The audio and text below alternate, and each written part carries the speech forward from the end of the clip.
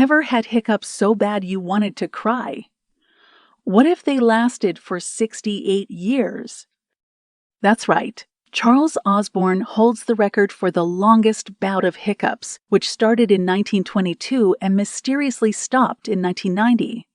Doctors believe the hiccups were caused by a burst blood vessel after a fall, damaging part of his brain that controls the hiccup reflex. Amazingly, Osborne hiccuped through almost his entire adult life, an estimated 430 million hiccups in total. Need a break from your daily grind? How about subscribing to Trivia Tidbits? We promise our content won't last 68 years.